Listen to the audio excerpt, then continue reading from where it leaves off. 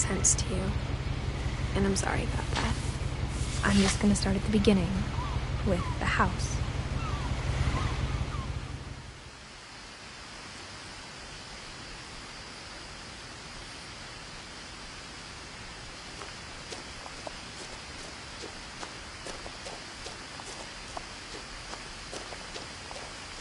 I lived here until I was 11, but I wasn't allowed inside half the rooms.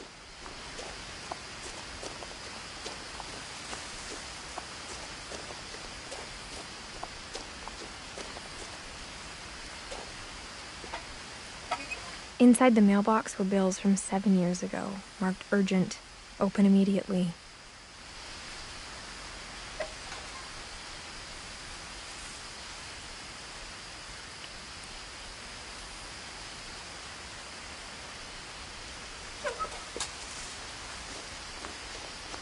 I hadn't been back since my brother Lewis's funeral.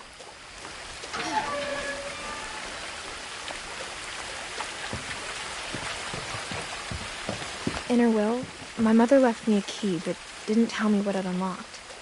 Maybe she thought I'd know. Or she thought the mystery would be enough to bring me back.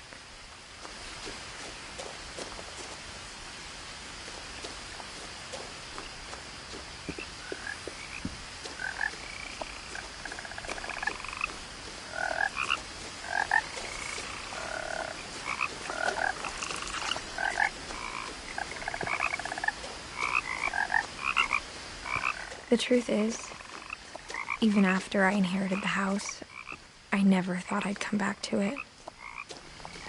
But now I had questions about my family that only the house knew the answers to.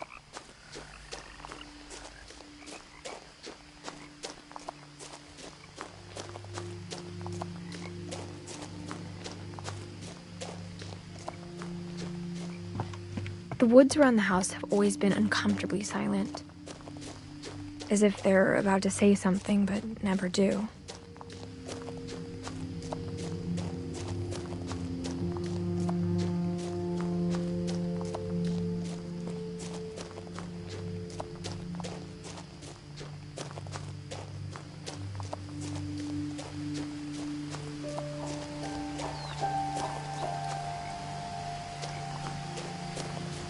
The house was exactly like I remembered it, the way I'd been dreaming about it.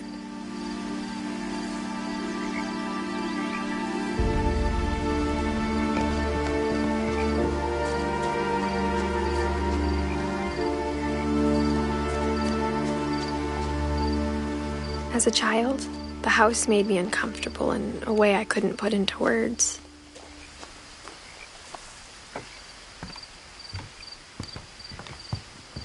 Now, as a 17-year-old, I knew exactly what those words were. I was afraid of the house.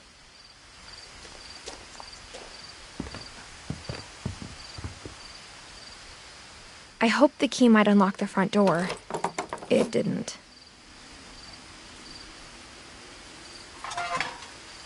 Looking in, I felt like the house itself had been waiting for me.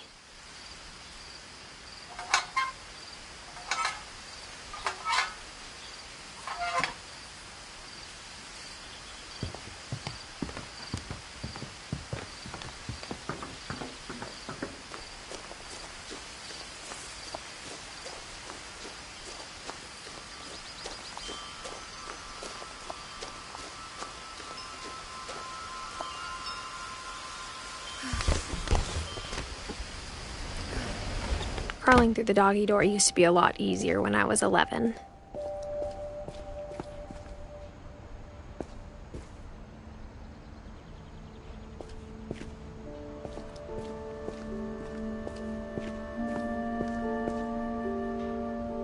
The power had been turned off the night we left.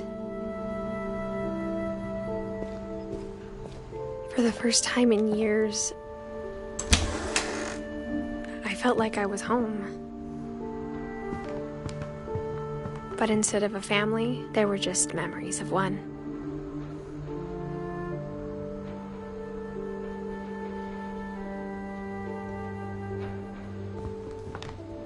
Like how after Lewis started working at the cannery, we all got sick of eating salmon. Except our cat, Molly.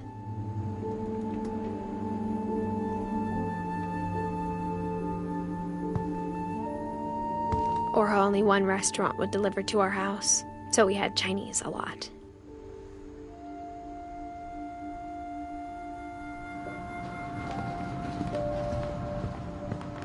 Nothing in the house looked abnormal. There was just too much of it, like a smile with too many teeth.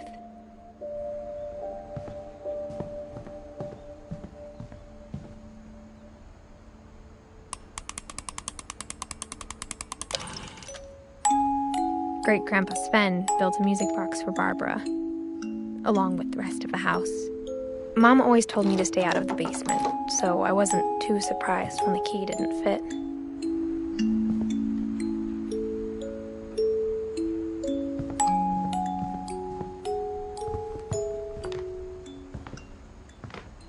Even the fireplace had a story.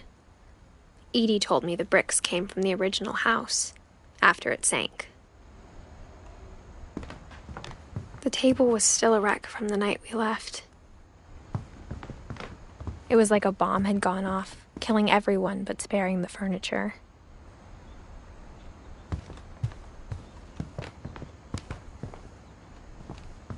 My mom was the only one of us who could imagine Great-Grandma Edie living in a nursing home.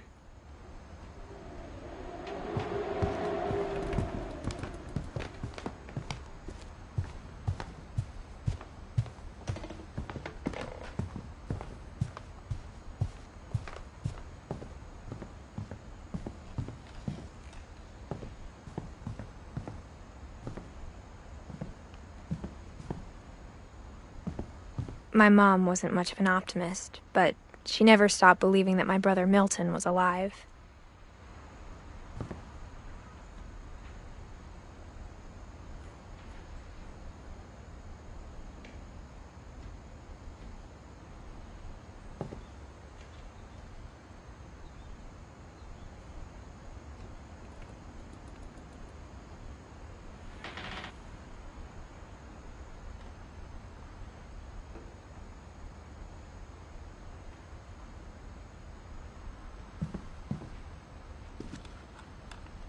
After Milton disappeared, Mom sealed up all the bedrooms.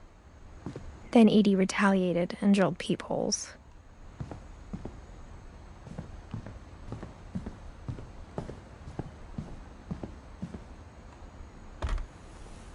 As a kid, I just assumed every house had peepholes and sealed rooms you weren't allowed inside of.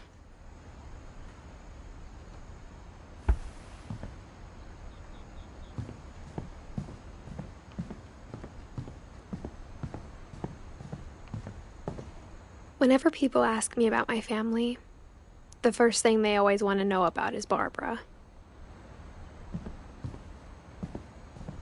Edie's father, Odin, built the original house.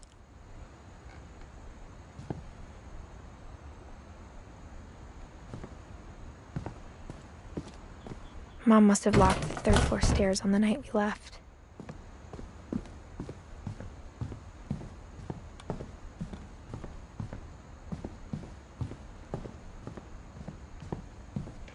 I spent a lot of time playing in Great Uncle Walter's room. I think my mom sometimes regretted not sealing it up.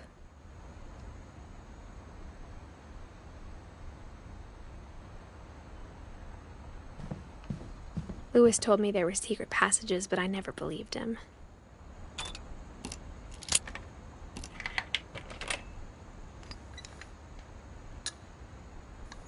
Turns out, my mom was really good at keeping secrets.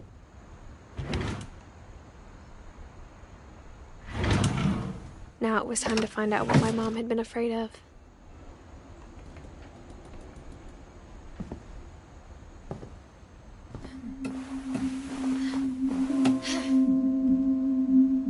Reading this, maybe it sounds like I had a plan, but I had no idea what was behind that door.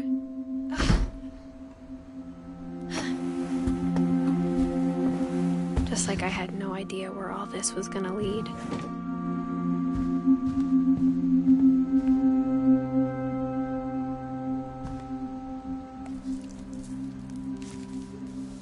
December 13th, 1947. Dear Diary, I'll be gone soon, but I wanted to tell somebody about what's gonna happen. It started when Mom sent me to bed without dinner.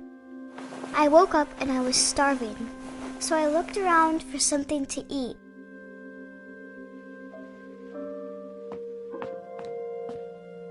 The gerbil food was dry, but I didn't mind it.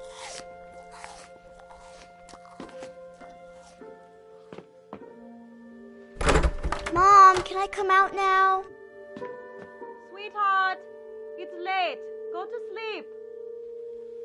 My Halloween candy was all gone.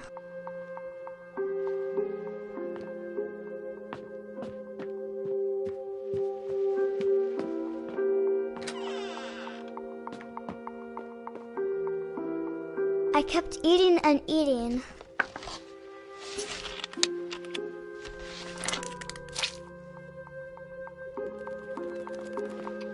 Then I heard chirping outside my window. It was a barn swallow going back to her nest. I reached out for her. And suddenly, I was a cat.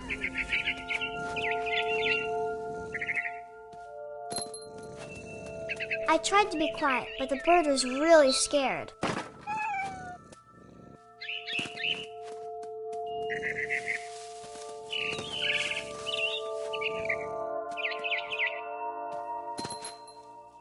Mom and Dad didn't even look at me.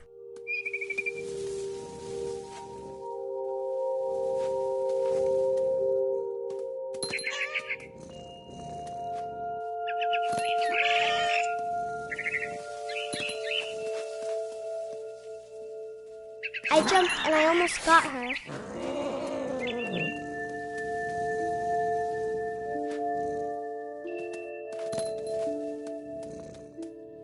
I could tell she was getting really tired.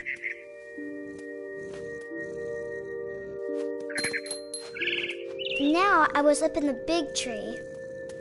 I promised Dad I wouldn't climb it anymore. All I cared about was eating that mama bird.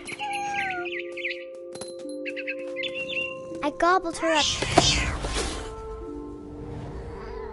And suddenly, I was an owl. First, all I heard was the wind. Then I heard little teeth nibbling in the grass.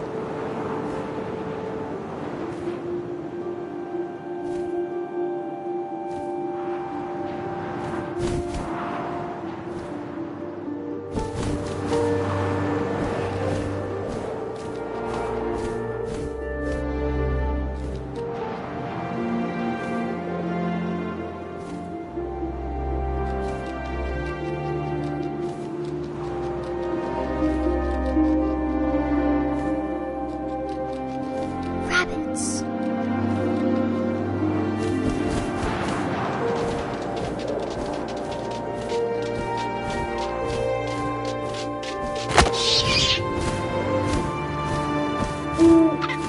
I imagined his face looking up and seeing mine through my talons. I swallowed him up, and I didn't chew one bit. Then I flew off to find something bigger.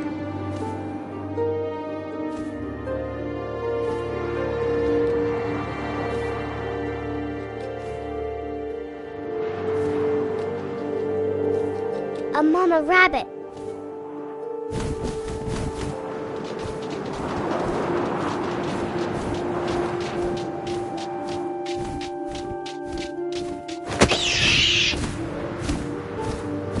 She was almost too big to carry. I started choking, but I couldn't stop eating. And suddenly, I was a shark.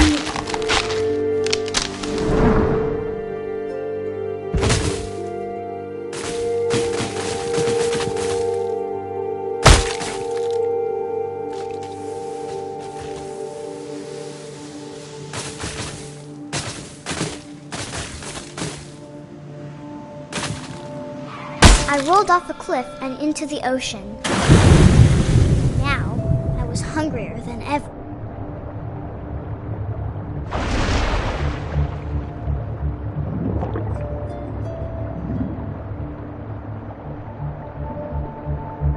I wanted fat, juicy seals.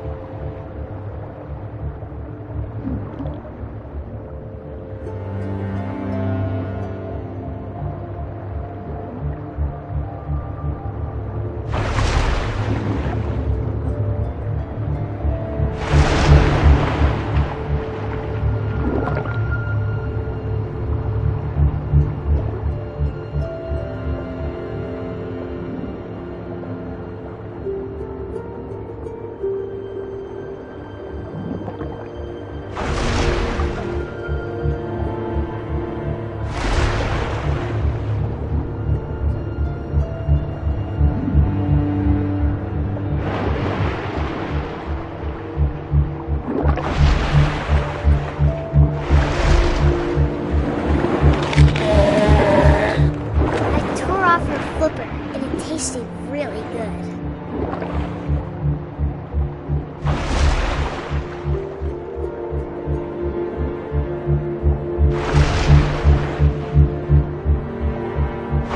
Grabbed on tight. When I was so hungry, I jumped out of the water. When I opened my eyes, everything had changed.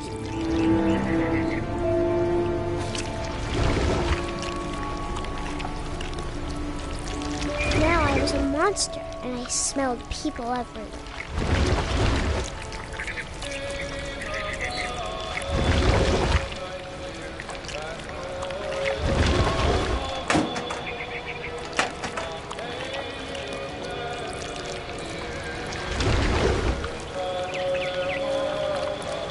I was big, but I moved real quiet.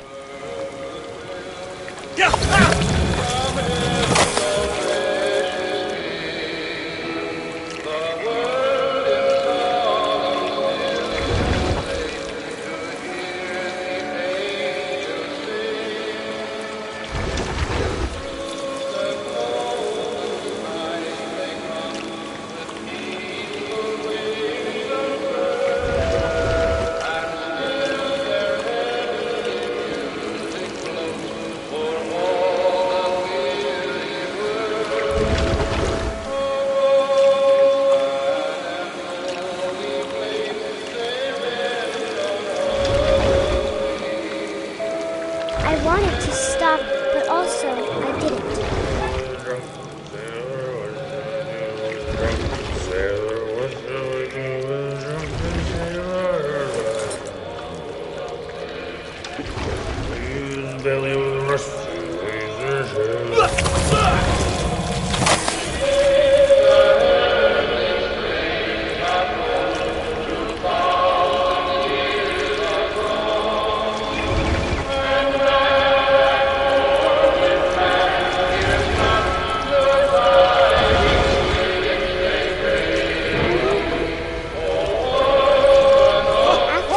Passenger, I was still hungry, and across the water I smelled something new, something I had to have, so I swam towards it.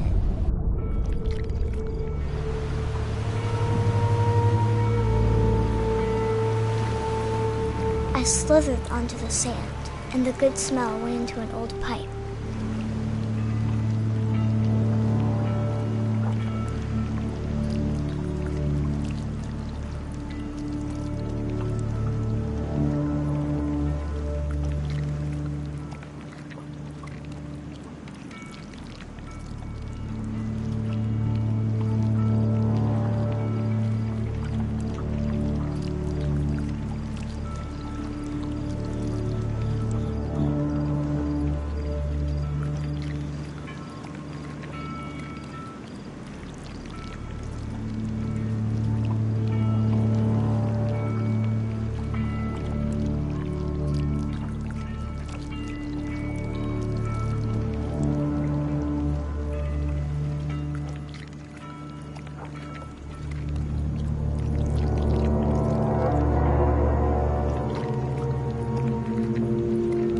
I got closer and closer.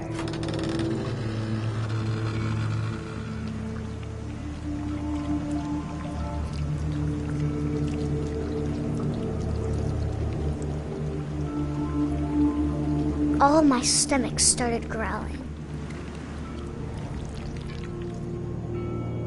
And suddenly, I was me again. I held my breath for a long time, but I couldn't hear anything. I think it's waiting for me to fall asleep. But it's not going to wait much longer. It needs to feed, and we both know I will be delicious.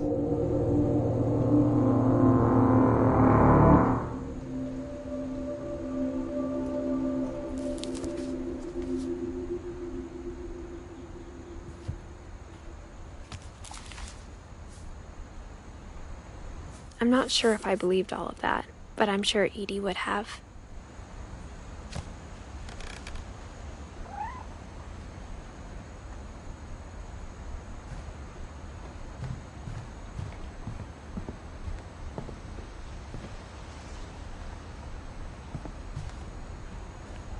I grew up looking at Molly's room through the peephole. Molly's gerbil had a tiny bedroom with its own even tinier gerbil cage.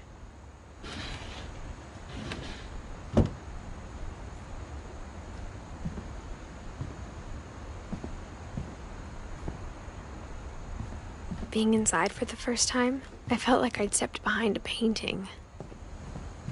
I can't describe it, but I felt like some part of Molly was still here.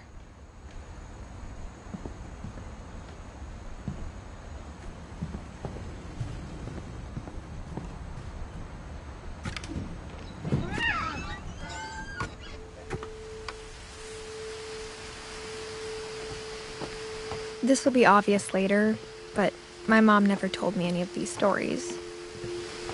Edie would have, but Mom didn't like bringing up the past. Though, when we adopted a stray kitten, she was the one who named it Molly. I spent a lot of time in Great-Grandma Edie's room. Her room was like a museum. For 500 years, the Finches have been famous throughout Norway for their fortune and misfortune.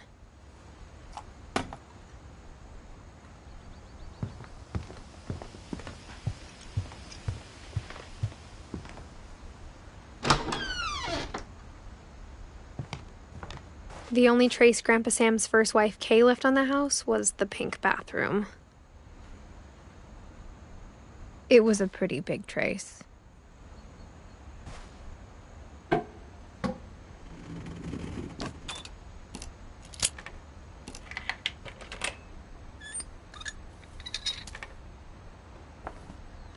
There's a secret in this bathroom. It's in the last place you would look. It isn't in the cupboard.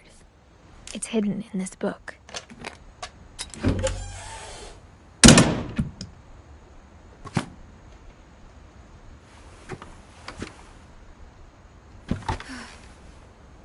Sven gave Sam an old camera he'd refurbished.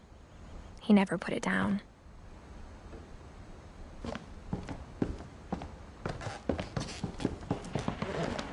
From the paintings on the wall, it was clear my brother Milton had been here before me.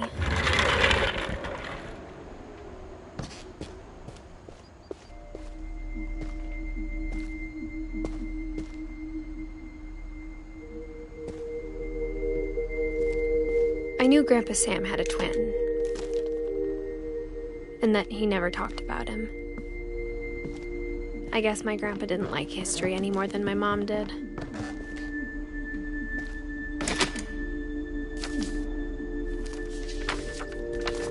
How I Want to Remember My Brother by Sam Finch. The thing I remember is that when he made up his mind, that was it.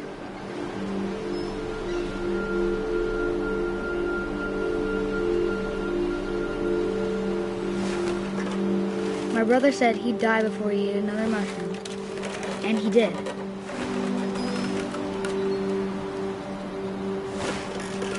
At Barbara's funeral, we swore we'd never be afraid again, and he wasn't.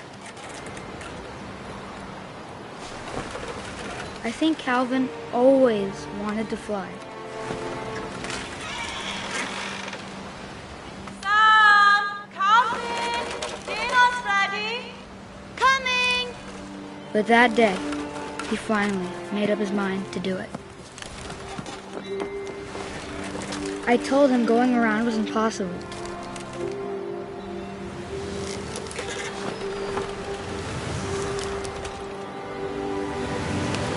Maybe if I hadn't said that.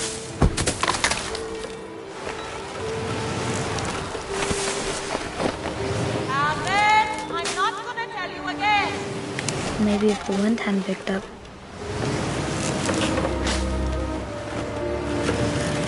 And maybe he'd still be here. But I doubt it.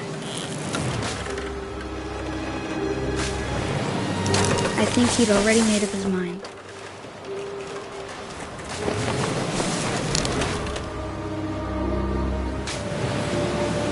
That's what I want to remember about my brother.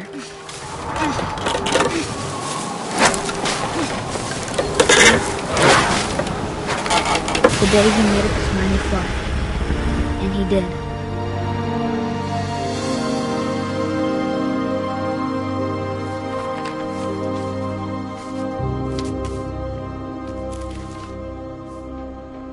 Calvin's story felt strangely familiar.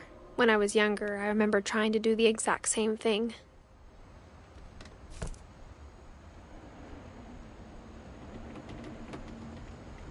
After the funeral, Edie roped off Calvin's half of the room.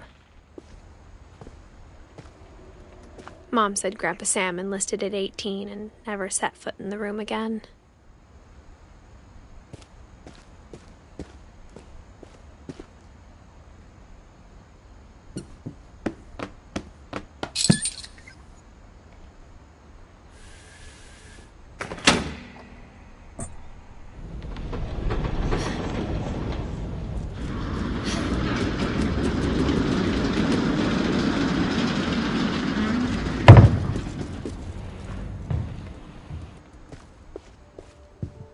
The passages were a pretty tight fit. They'd obviously been built for smaller hands and bellies.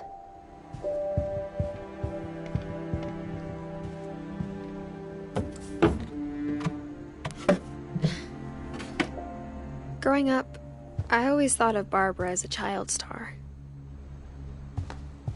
I never thought about how hard it must have been for her afterwards.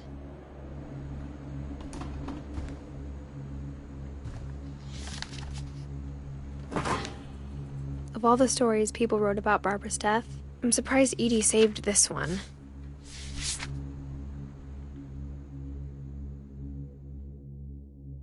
Old Jack here with another ghastly tale inspired by America's most unfortunate family.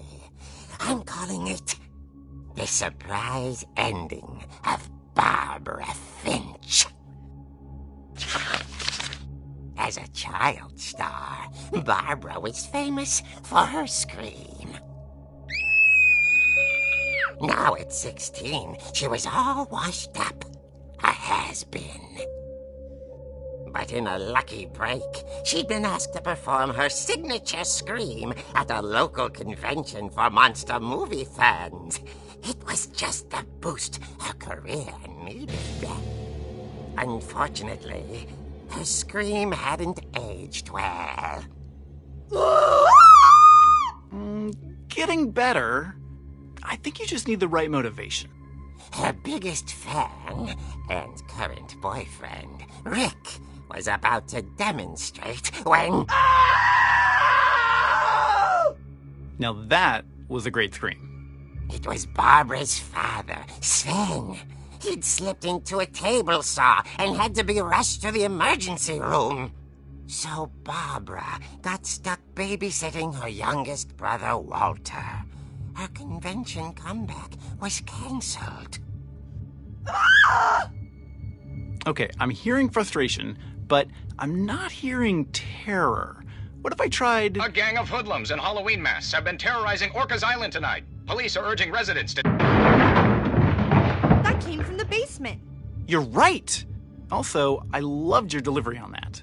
Why is your basement door locked? Because my dad likes making puzzles and secret passages. There's a key hidden in the music box. The secret is to keep winding and winding until finally the key pops out. Thanks, babe. I'll be back in a sec. 20 minutes later, Rick hadn't returned. So Barbara went to look for him, right on cue. She reached for the music box. And as she wound the key, she listened for Rick, but the house was silent.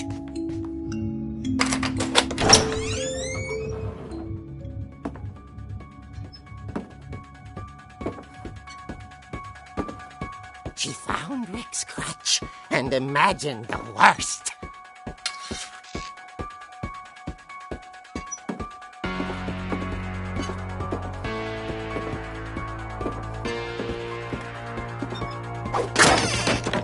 The gang's leader is the infamous Hookman killer, Dr. Carl Hamill, who impaled and then ate his family 10 years ago tonight.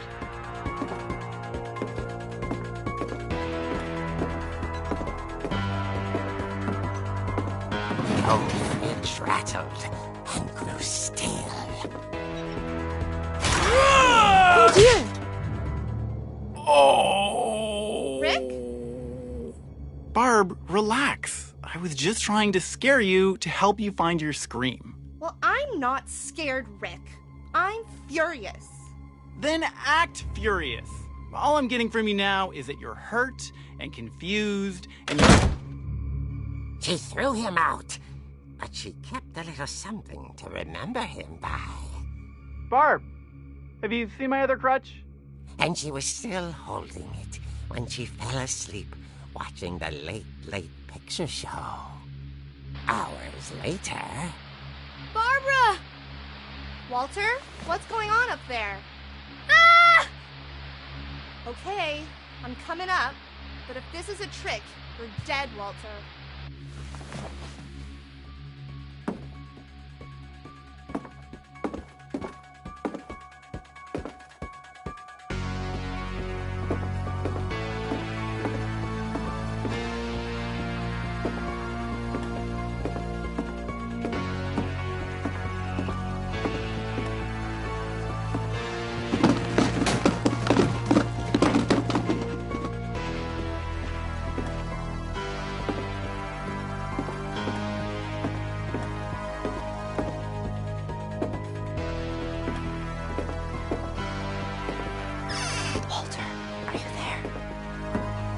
Walter had vanished, but his bedside radio was still on. Orcas Island police describe the man as 6 feet tall, with a steel hook for a hand. Residents are urged to lock all doors and windows and notify the police of any suspicious activity. Barbara turned, saw the hook man, and was speechless. He was quite smashing. And young he was. He couldn't get enough of Barbara. Okay, Barbara, there's gotta be another way out of here. That night, she played her part beautifully.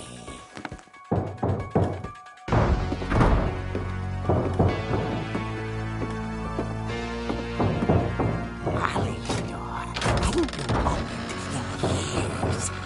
The hinges groaned.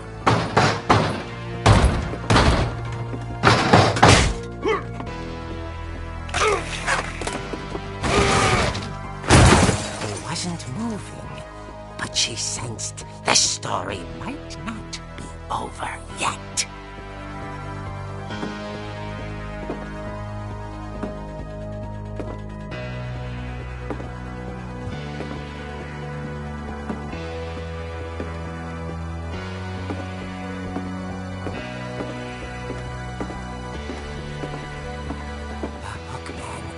Vanished. She listened for his breathing, but all she heard was...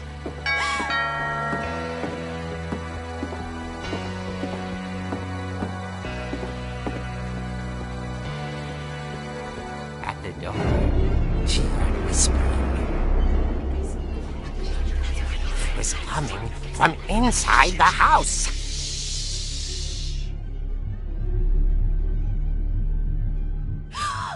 Oh dear.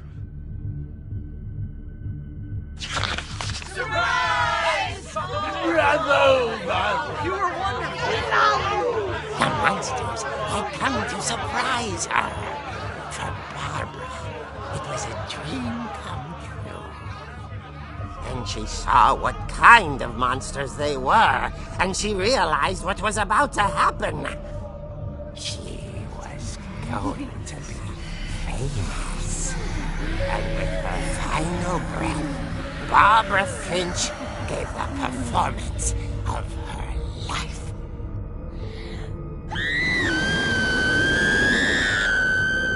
I wasn't there myself, but I hear Barbara was magnificent. Poor girl. She had a taste for stardom. But unfortunately, so did her fans. Of course, the police blamed it all on poor Rick, who disappeared the same night. And little Walter, hiding under his bed the whole time. He took it all pretty hard, but that's another story. As for Barbara, tucked inside the music box is all they ever found of her. Her ear. Now that's what I call a real eerie tale.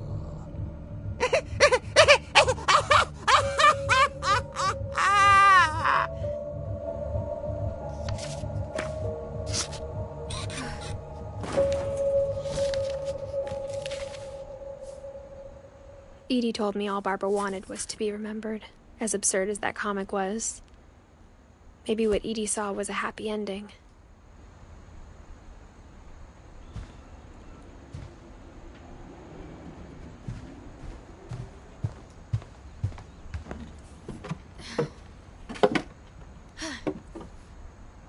I guess now I know why Mom didn't like me playing with the music box.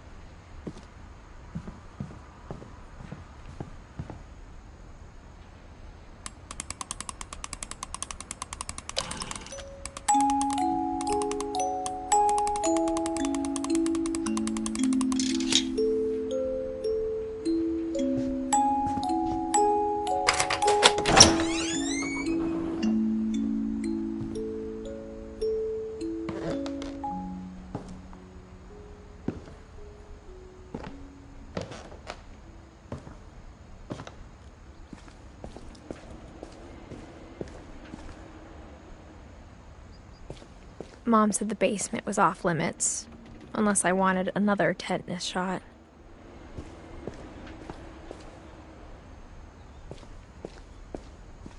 I saw Edie sneak down to the basement once, carrying packages.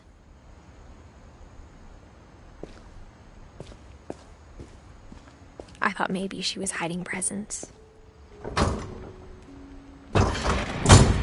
It turned out she was hiding a lot more than that.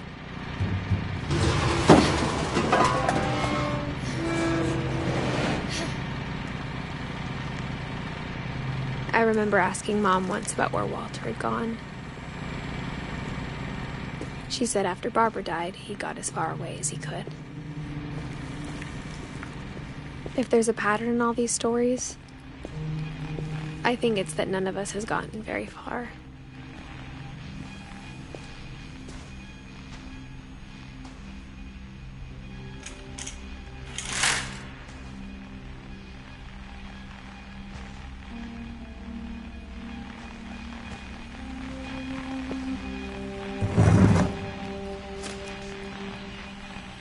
Goodbye, everyone. I can't believe I've been down here for 30 years. On that first day, after the shaking started, I didn't think I'd survive a week.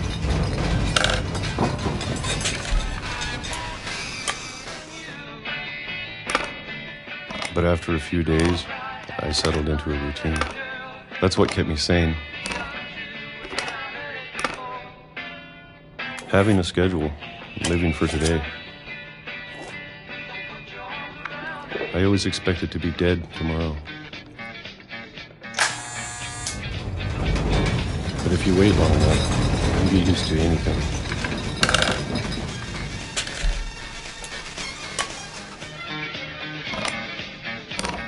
Even a monster on the other side of the door starts to feel normal. Almost friendly.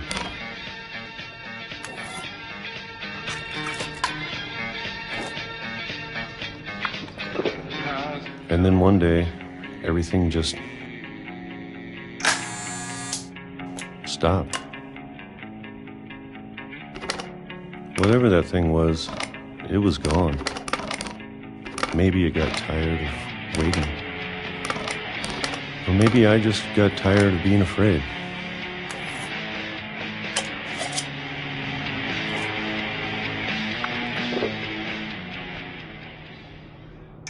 It's been a week now, the longest in 30 years.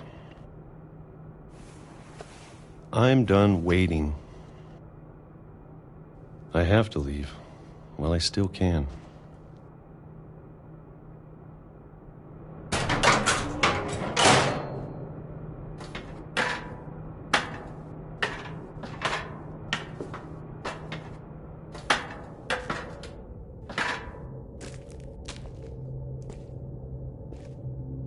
I know it's out there, somewhere. Whatever killed Barbara and Molly and Calvin. Maybe this is all a mistake. But I need to stop living the same day. Even if it kills me.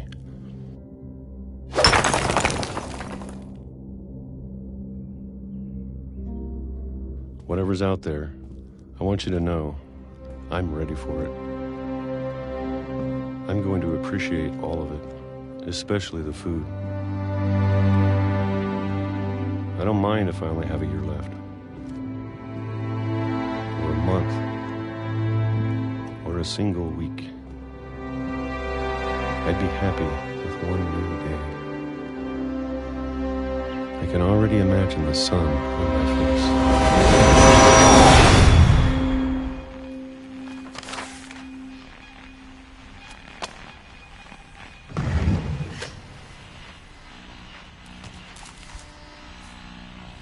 Walter died when I was 6. I can't believe my mom never told me he was down here. I'm sure my mom was trying to protect me.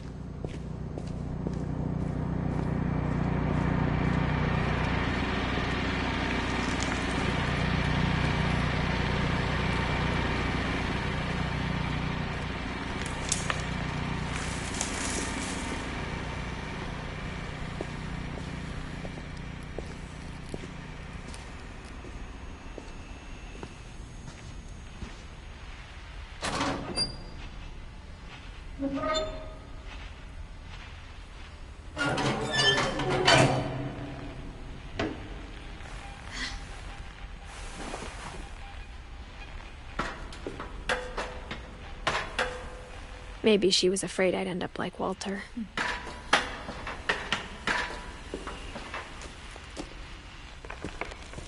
But if she never told me about an uncle under the house,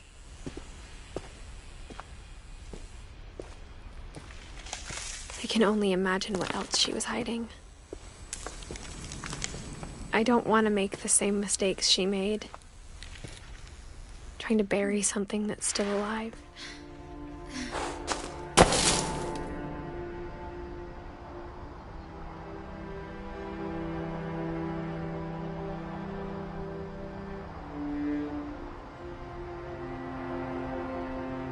Now that there's only one of us left, or maybe two, I thought it was time I heard the stories for myself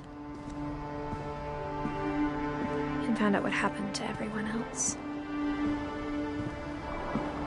But now I'm worried the stories themselves might be the problem. Maybe we believed so much in a family curse, we made it real.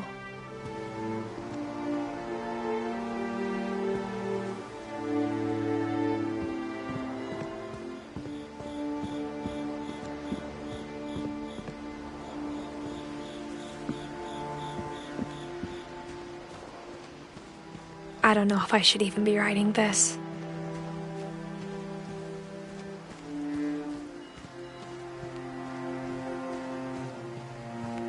Maybe it'd be better if all this just died with me.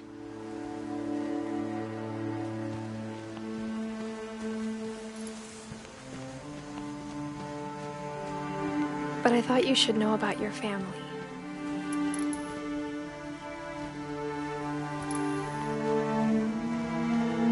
And the history you're a part of.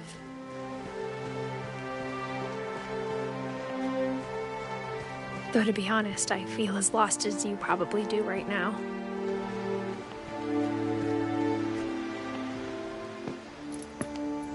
I think the people in these stories believed them, for what that's worth.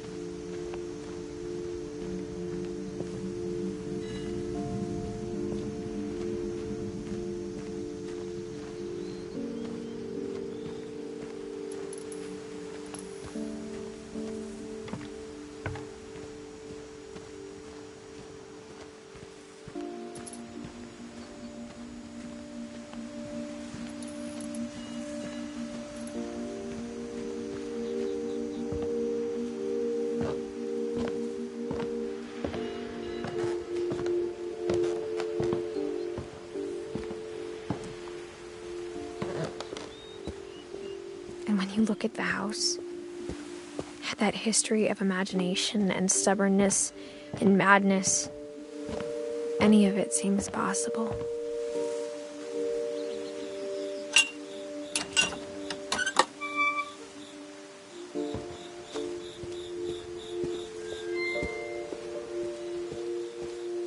I think we've been surrounded by death for so long, we've just gotten used to it. What kind of family finishes building a cemetery before starting the house?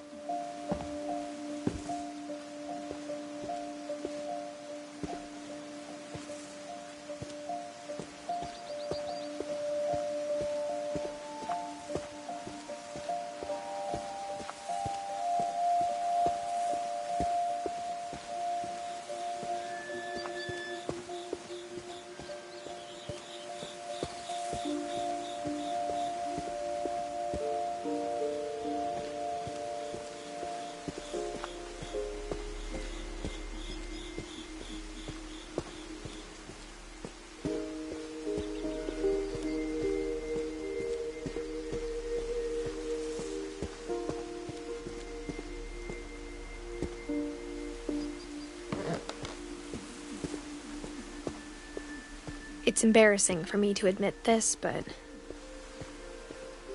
the pet cemetery made me more uncomfortable than the human one.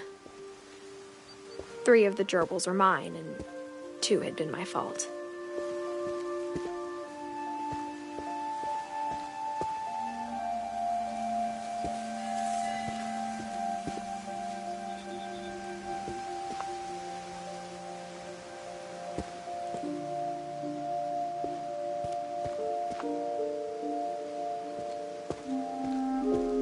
Sven built the house, but it was Edie who designed the cemetery. I'm sure Odin's monument had been Edie's idea. My mom was always trying to move on, but for Edie, the past never went away. She could see it poking out of the water at low tide.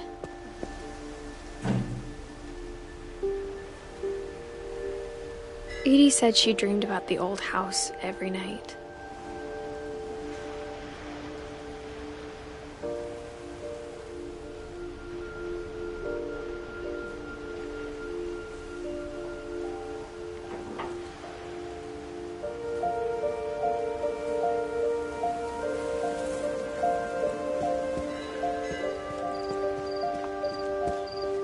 Edie's side was always easier for me to understand. But the older I get, the more I can see where my mom was coming from. Her dad had been pretty strict, but it wasn't enough to save her brothers. She was just trying to do better.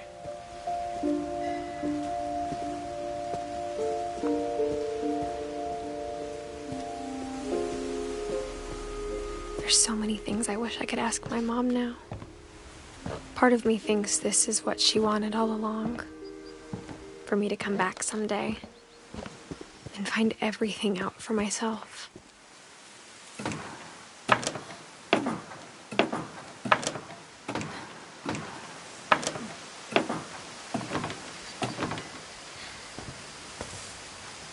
But looking back on it now, if she told me there was going to be so much climbing, I never would have come when I was 22 weeks pregnant.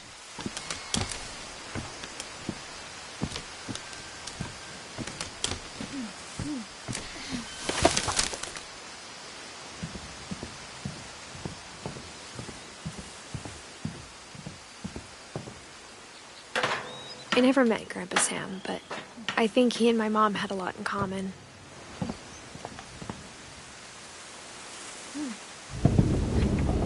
They were both pretty intense. Sam spent his life shooting photos, but Mom said he got nervous being in front of the camera. I guess we're all afraid of something.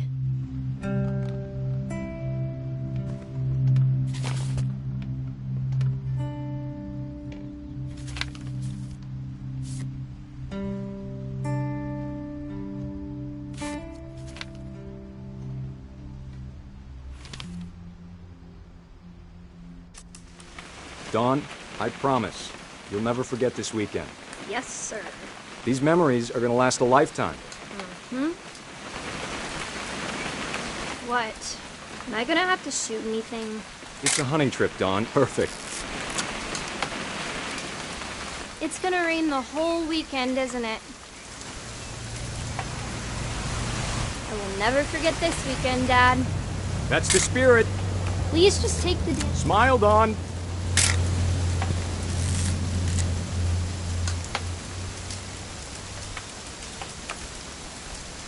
Did you want to get a picture of me or what?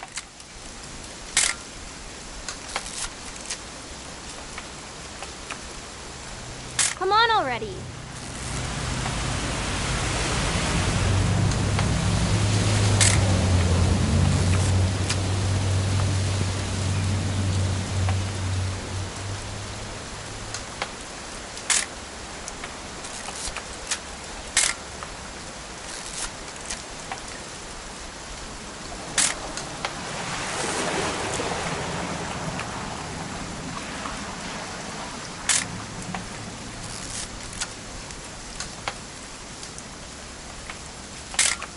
Okay, got it.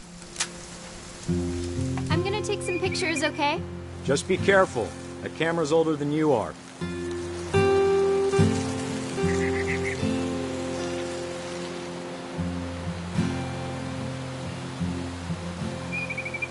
You're right, Dad. It's starting to clear up.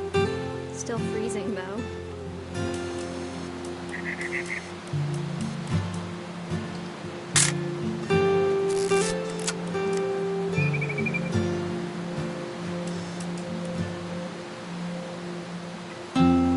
Definitely should not have drunk all that coffee. Hold still while I take a picture of you. I definitely... Hey! That's a keeper. Nothing quite like being outside. I'm just saying, I'm not always gonna be here, Dawn. You'll need to remember this stuff, if you want to survive. I'll be fine, Dad. You know who else thought he was gonna be fine? Some guy who died. Dawn, I'm being serious. I know, Dad. You're always serious. Doesn't being out here make... Dad! Good eyes, Dawn.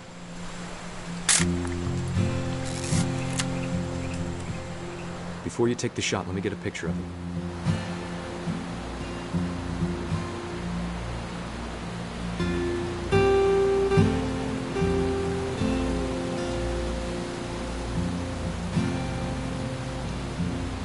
Dad, I... Let me get behind you. Do I have to do this? Dawn, you don't have to do anything. But if you want to survive, you'll need to be strong.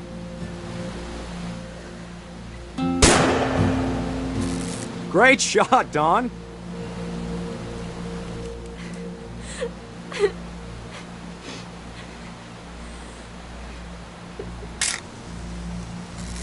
I'm proud of you, Dawn. Always remember that, okay? Dad, it's twitching. I think That's it's... totally normal, Dawn. Just focus on the camera. Try not to think about... Dad!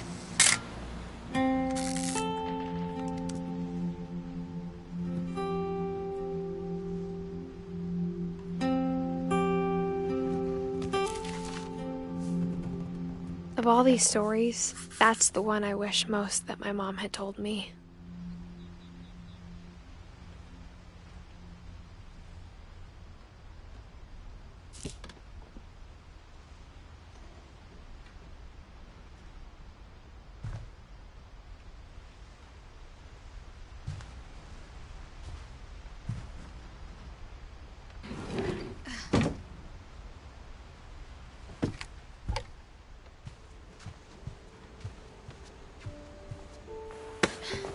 After Sam died, my mom and Edie got really close.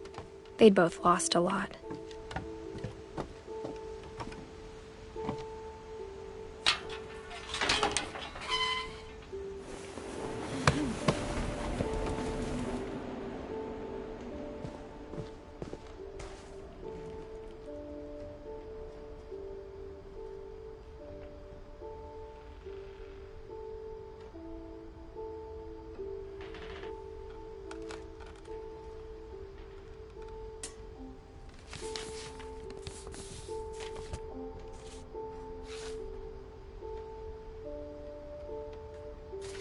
Dear Kay, do you remember the way Gregory used to laugh when he thought he was alone? Like something funny was happening, but only he could see it.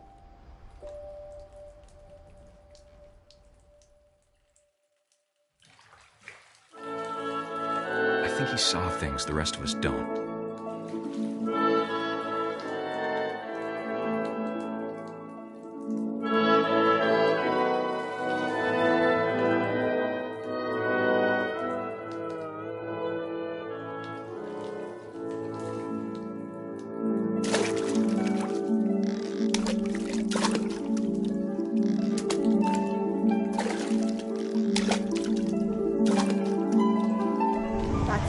Gregory, it's time to... Hold on, sweetie. Hello? Sam, I told you I don't want to talk right now. I wonder what he saw. What his world was like.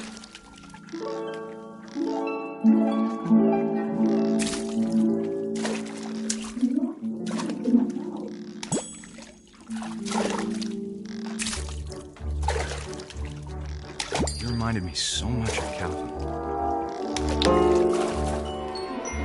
Lost in his imagination.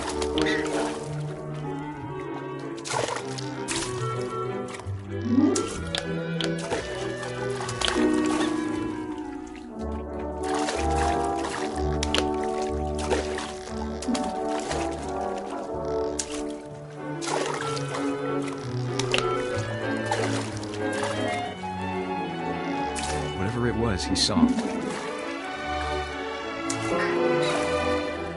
it sure made him happy.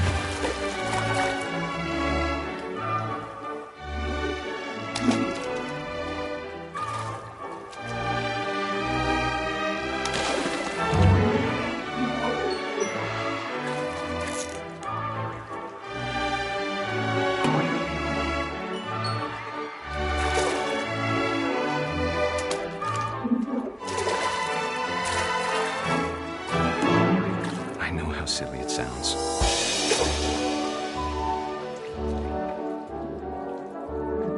That I worried about a baby being too happy. But I could feel him slipping away. Sorry about that, Gregory. I know you did everything you could. Maybe if I hadn't called that night. Damn it. Hold on, I don't want Gregory to hear this.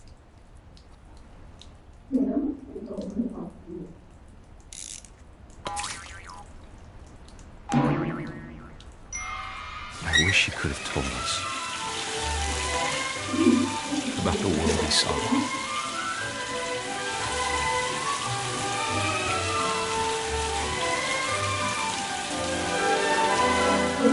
There's so much I don't understand about Gregory, about everything.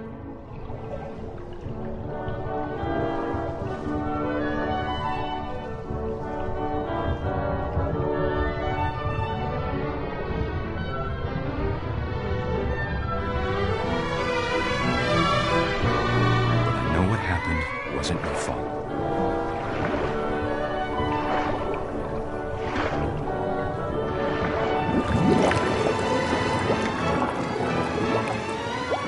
Sure as hell. And he'd want you to be happy too. Good luck, Kay. Love, Sam.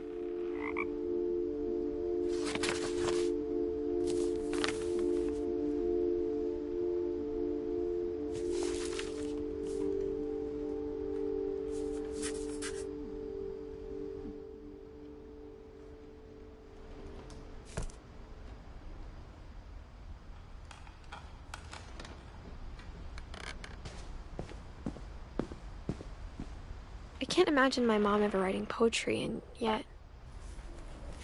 A poem for Gus, who always said the wedding was a bad idea. Our father never hit us kids, at least not very hard, before the day my brother said with teenage disregard that he'd be dead before he'd see a wedding in our yard.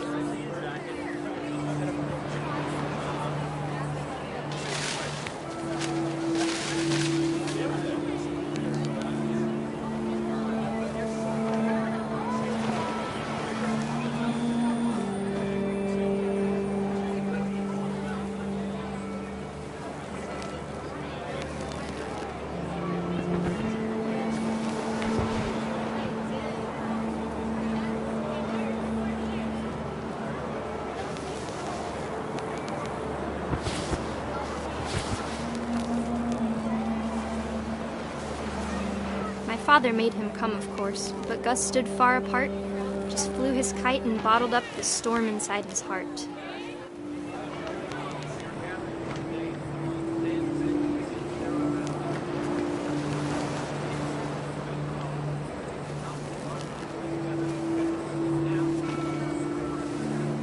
I tried to talk him out of it, but though he'd never met her, "We don't need a stepmom," were the words that I now remembered. pronounce you husband and wife. You may kiss the bride.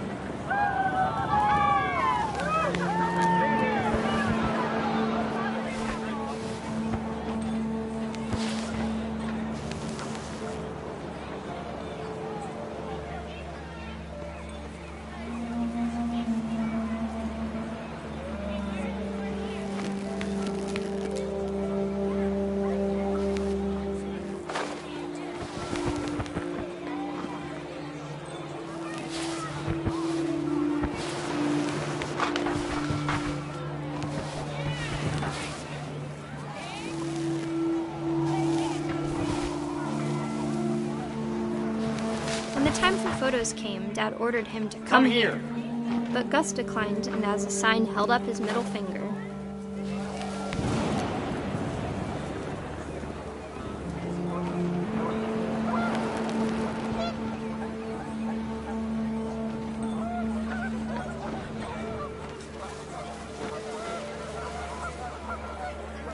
The wind picked up, and panicked geese appeared and quickly went. But all the humans did that day was go inside the tent.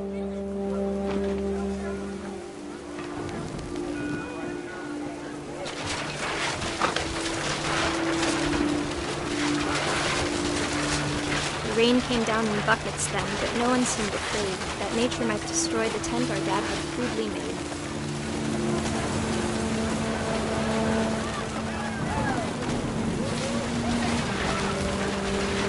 Thunder sounded much too close and full of angry power.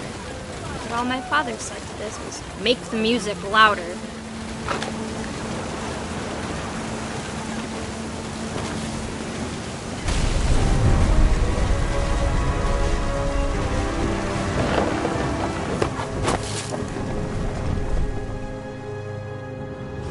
I wish that I could truly say I thought about you on that day.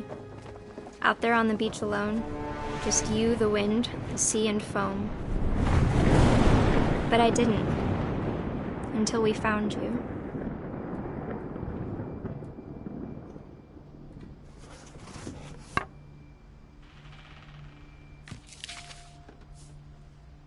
She never talked about him, but Mom told me once if I was a boy, they were going to name me Gus.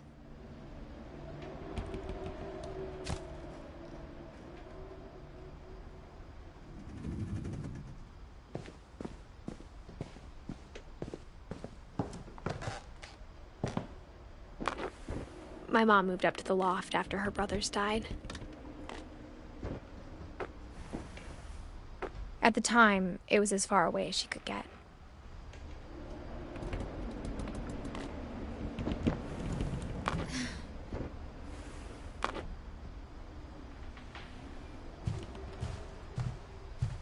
She spent a summer building houses in Calcutta, where she met my dad, Sanjay.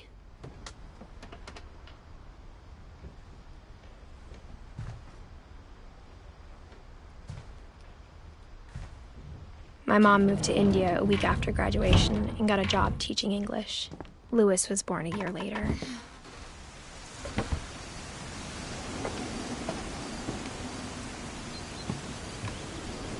When my dad died, I don't think Mom knew where else to go. I'm sure Edie was happy to have her back. The house had to get a little bigger, but Edie was used to that. And for a while, things were good. Almost normal, but it didn't last. The beginning of the end was Milton's 10th birthday, when Edie gave him a castle.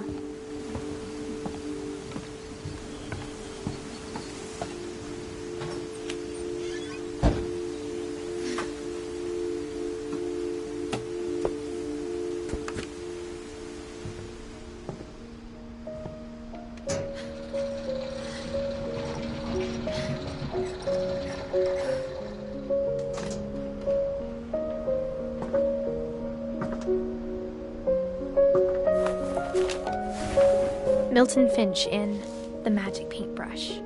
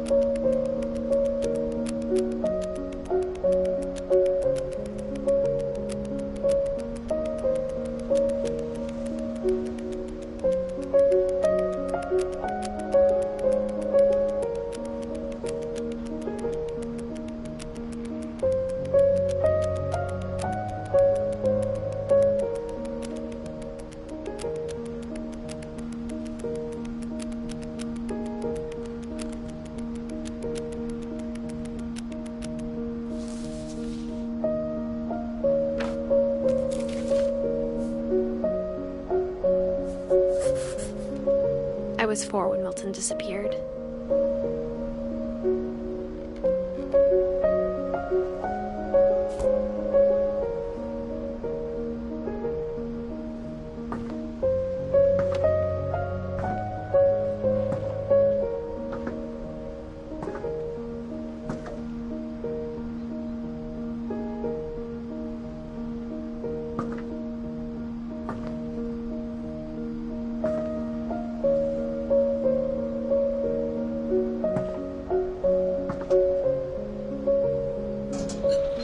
Mom spent months searching for my brother. Then she sealed the doors.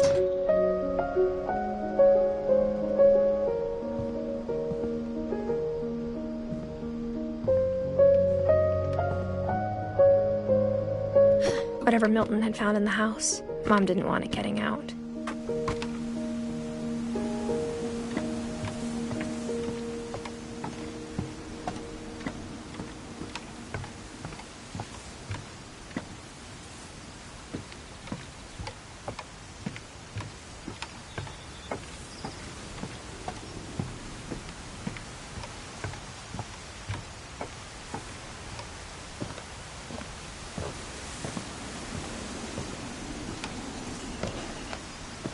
Mom definitely blamed Edie, but I think Louis blamed himself.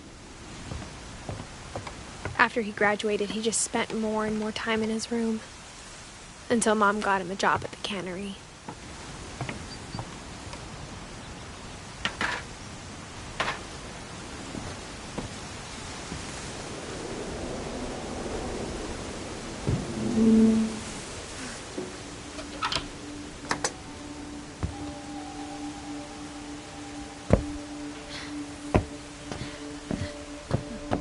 Louis's room smelled very, very familiar. That part of him lived on.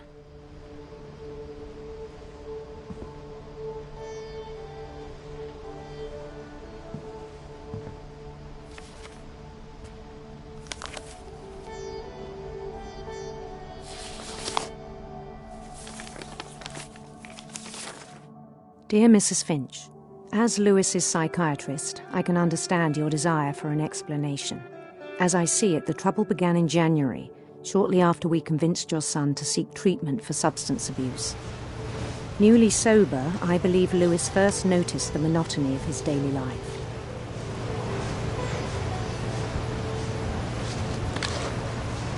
He kept working at the cannery, but he withdrew part of himself. In our sessions, I saw the same behavior. His mind began to wander. I asked him to describe it. He said he started small, imagining a labyrinth.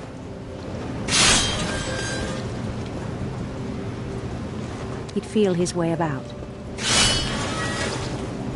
Then something moved. Bats and toads and things that have not names.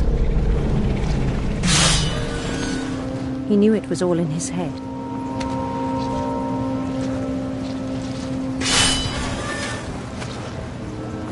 But he took it very seriously. I had hoped he'd find himself.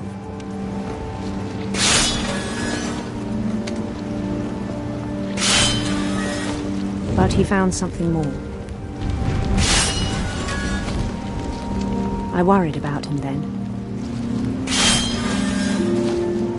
Daydreaming at the cannery, I spoke with his boss. But he said Louis had become a model employee. Methodical, tireless, focused.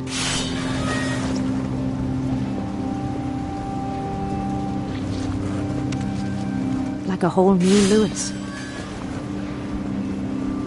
So I let him go on.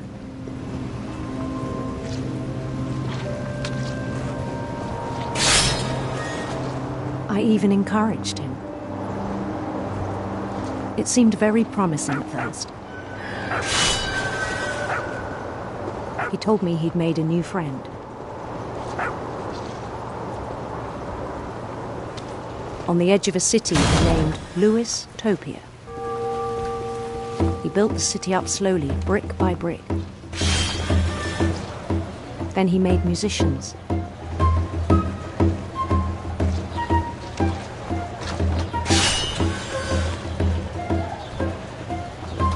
And songs for them to play. He talked about starting a band. And he was always humming something. every day his imagination grew stronger.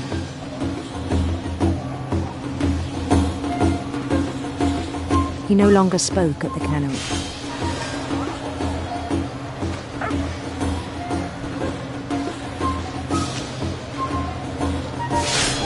But his chopping was as reliable as ever. Then one day it struck him that all the cheering crowds, even the stones under his feet, were all in his imagination. So he could do whatever he wished.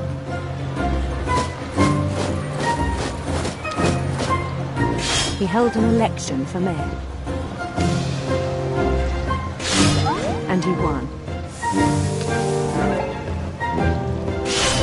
They begged him to stay, but his mind was already wandering. It became a game for him.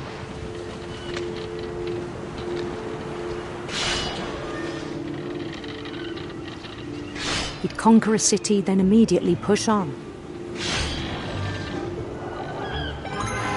New Louisville.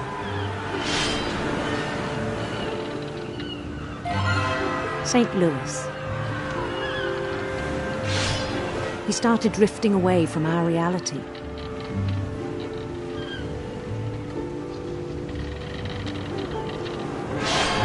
Minneapolis. Until one day he forgot to go home from the cannery. Even as his mother pleaded with him, part of Louis kept sailing on.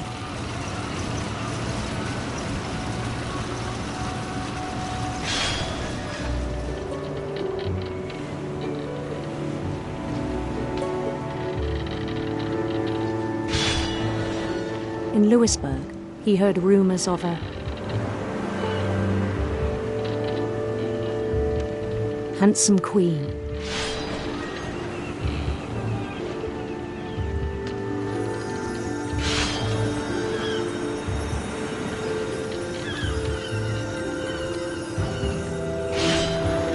The queen was on her own quest for sinister serpents.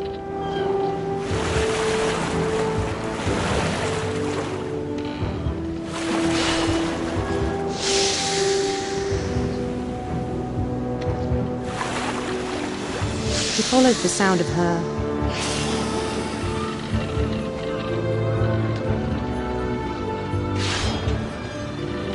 silver harp.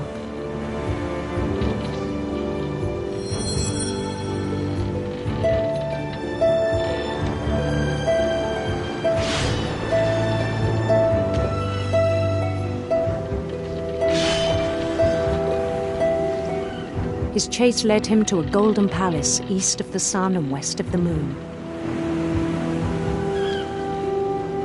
Even then, his logic remained sound.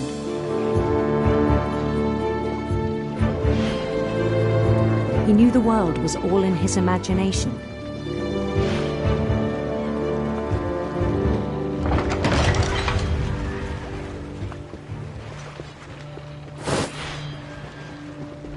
But he was so proud of having created it.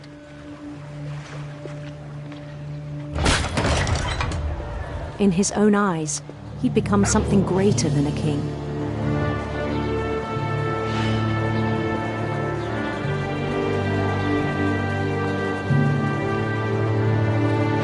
For someone who'd never known success in the real world, I think it was overwhelming.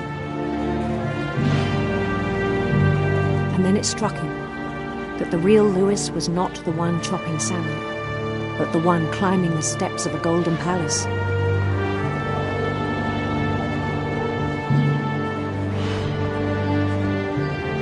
My imagination is as real as my body, he told me. It was hard to argue with him.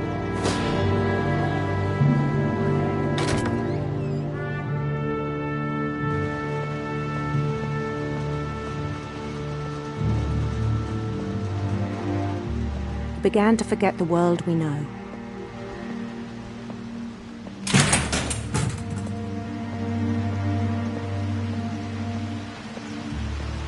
I think it pained him to remember Louis, the cannery worker.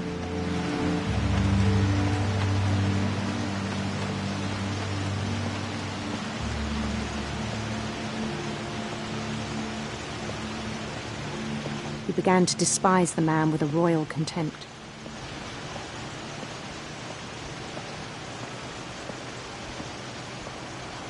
I still thought I could save him. Even after he said he was being crowned king over all the lands of wonder.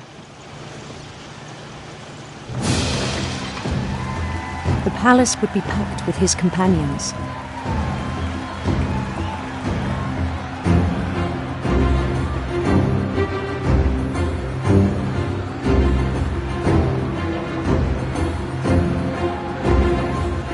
Including the wise Calico who'd insisted on inviting him.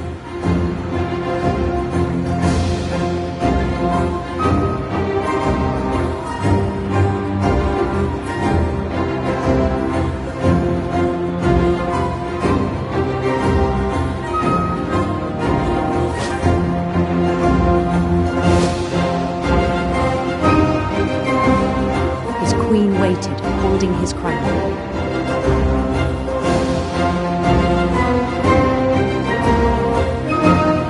There was only one thing left to do.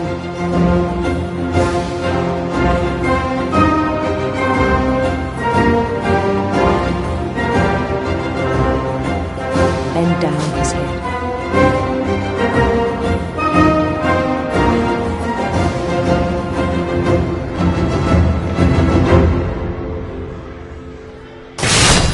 And the rest I think you know. Mrs. Finch, your son was a kind man who will be missed by all of us who knew him.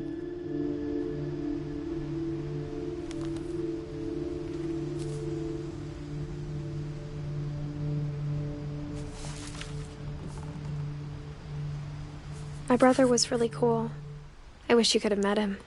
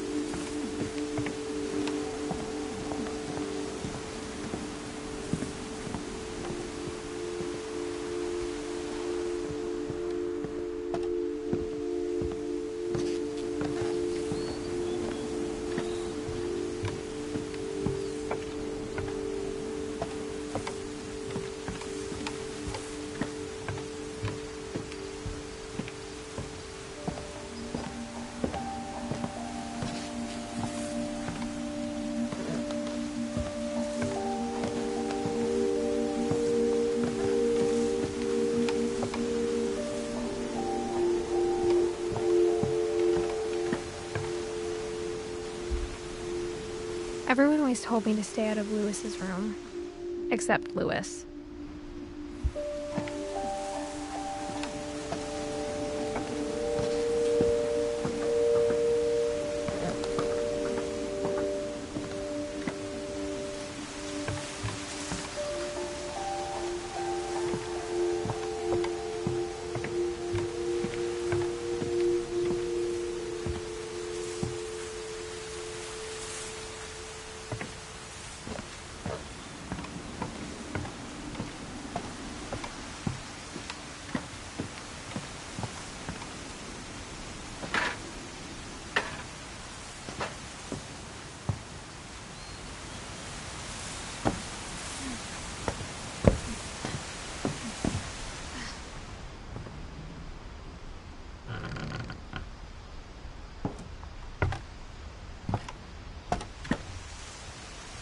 On the way back from Lewis's funeral, my mom told me to start packing.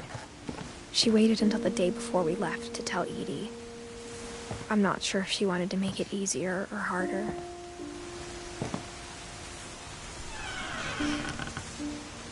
I wish we'd stayed.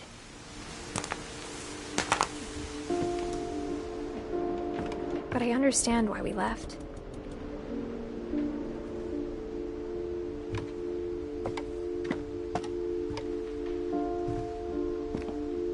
My mom ended up leaving everything behind. What happened that night had been coming for a long time. Maybe it should have come sooner.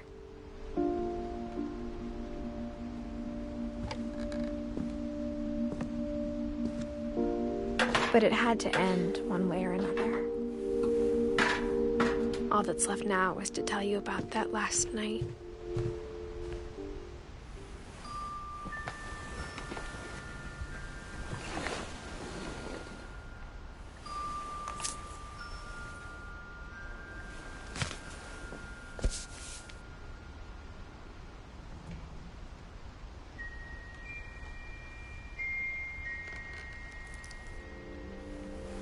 That whole last day, Edie just watched us pack and didn't say a word. Until supper, when she raised her glass and said, "To our final night together, and all our final nights apart." Grandma, you know what I said about alcohol. Some of your medications are very Edith, specific. I left a present for you in the hallway. Why don't you go open it? The grown-ups have to argue now. I'm sorry, you're right. We're all leaving tomorrow. Let's just enjoy our last... I'm not leaving. Edith, you're excused.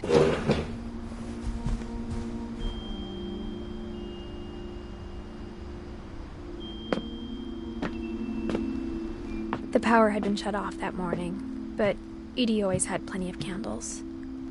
When my mom sealed the library, I don't think she knew about the other entrance, or that Edie had a key to it.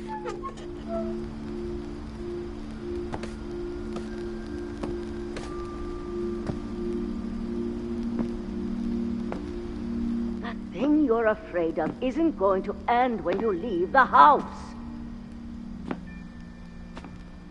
Edith has a right to know these stories. My children are dead because of your stories. I think it's best if Edith and I leave tonight. We'll have the nursing home send a van for you in the morning. Okay? Dear Edith, there's so many stories I wish I could tell you, but there's only time for one. This is about what happened on the night you were born. That night, the tide went way, way out.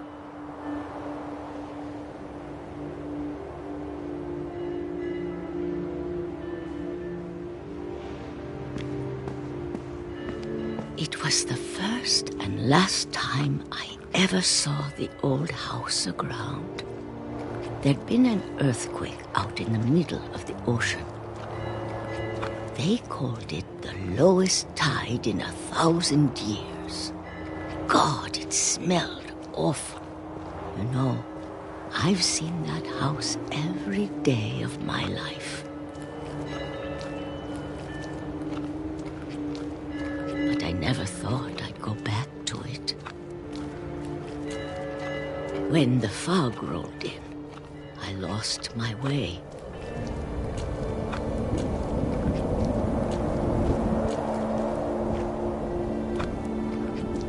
I got turned around.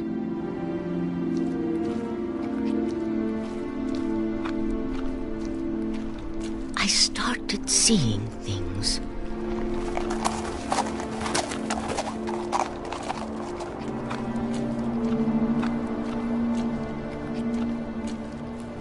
Things I'd forgotten had ever existed.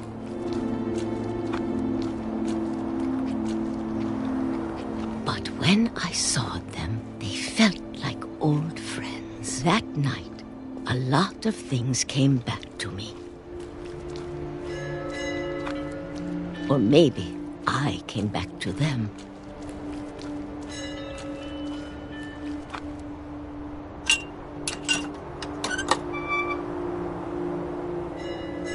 things I can't explain, but that I need you to try and... Edith, what are you doing in here? It's mine. Edith! Mom, you're gonna rip it! Let go! I kicked and screamed, but Mom dragged me to the car.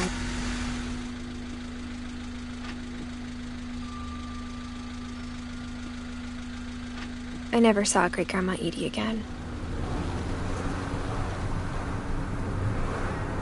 The next morning, the van came to pick her up, but she was already gone.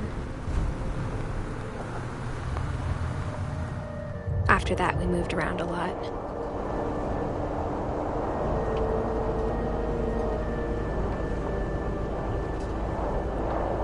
We both tried to make the best of it.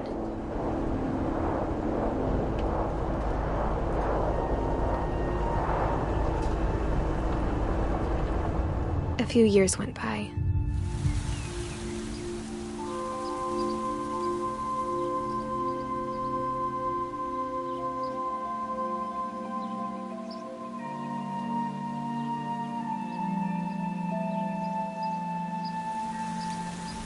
My mom didn't like to talk about it, but she started getting sick a lot. The rest happened pretty quickly. She got better for a while, and then she didn't.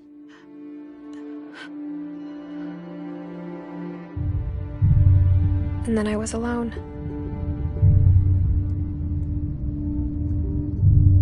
The last Finch left alive.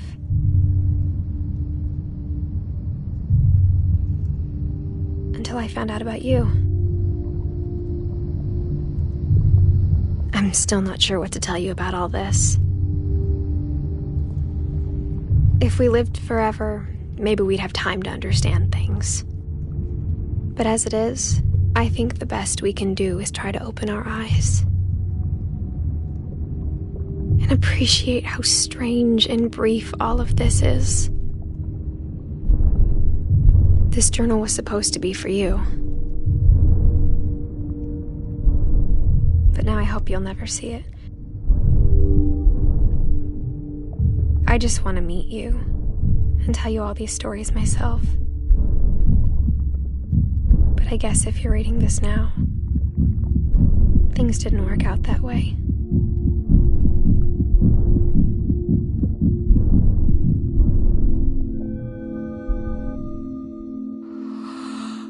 This is where your story begins. I'm sorry I won't be there to see it. It's a lot to ask, but I don't want you to be sad that I'm gone. I want you to be amazed that any of us ever had a chance to be here at all. Good luck.